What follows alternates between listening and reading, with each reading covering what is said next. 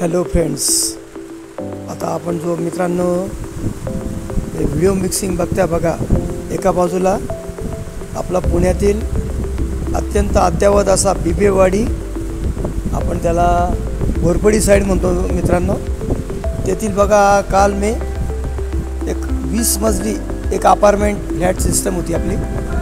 तर आपल्या एका मित्राकडे गेलो होतो. साहजिकच मला थोडं आवड असल्यामुळे मी तुम्हाला व्हिडिओ दोघांचं डिस्टिंग्विश म्हणजे तुलना करतोय बघा. तर फ्लॅटमध्ये हे फ्लॅटच्या 15 मजल्यावरचे जे दृश्य होतं मित्रांनो, तिथं अक्षरशः कुठल्याही प्रकारची आपल्याला एक सेफ्टी नसते बघा मित्रांनो. परंतु आपल्या व्हिडिओ हे बघा, आता हा जो एका लेफ्ट साईडचा जो व्हिडिओ चालू आहे आपला, या साईडला बघा कार पार्किंग वगैरे, म्हणजे आपल्याला एक ग्राउंड, आपलं घर, आपली जमीन व आपले घर, आपलं घर हे जमिनीवर असतं मित्रांनो. आपल्या नावावर जमीन होत असते बंगलोमध्ये, ओपन बंगलोत. परंतु फ्लॅटमध्ये अक्षरशः 1-1, 2-2 करोडचे फ्लॅट आहे घोरपडीला, बिबेवाडी पुण्याला. जरा तपास करा तुम्ही.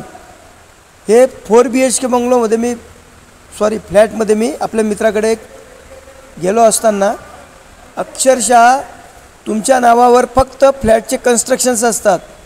फ्लॅटचा 7-12 होत नाही, हे तर बऱ्याच गोष्टी माहिती आहे तुम्हाला. परंतु करोडो रुपये खर्चून तुम्ही फ्लॅटमध्ये राहतात मित्रांनो. There will be no any satisfaction to live in flats, but if you live in bungalow system, how can you feel? Please come here and visit again. एकदा तुम्ही या मित्रांनो व बघा. बरेच मित्र माझे फ्लॅट विकून माझे बंगलो रो हाऊस विकत घेतात मित्रांनो. तुम्हीसुद्धा या व बघा बंगलो म्हणजे कसे असतात मित्रांनो. तुमचं आपली जमीन व आपले घर, तुम्हाला रिन्युवेशन्स करता येतात. वेगवेगळ्या प्रकारचे पेट ॲनिमल्स पाळता येतील. फ्लॅटमध्ये तुम्हाला ॲनिमल्स पाळता येतील का नाही ते पहिले विचारून बघा. नाही पाळता येत मित्रांनो. तर बघा, परत एकदा तुम्हाला शुभेच्छा. तुम्ही एकदा व्हिजिट करा. दिवाळीपर्यंत तरी बुकिंग घ्या. आता बरेच प्रोजेक्ट्स आता आपले सेल आउट झालेले आहे.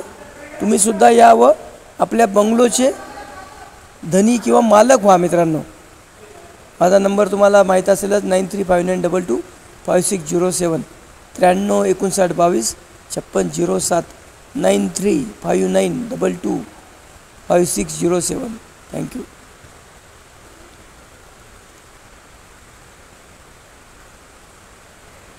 तर बघा मित्रांनो, अशी गॅलरी वगैरे तुम्हाला 15 मजल्यावर जर राहत असेल तर गॅलरीला जायला तुम्हाला 5 मजल्यावर चढावं लागेल. व सेकंड गोष्ट म्हणजे लिफ्ट. आता मी काल बघितलं तर त्याची लिफ्ट लाईटामुळे बंद होती मित्रांनो.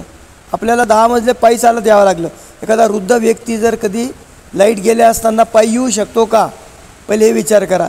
एखादा मनुष्य घरात आजारी असेल व अचानक लाईट गेली तर तुम्ही काय कराल? तुम्ही म्हणाल सर आपण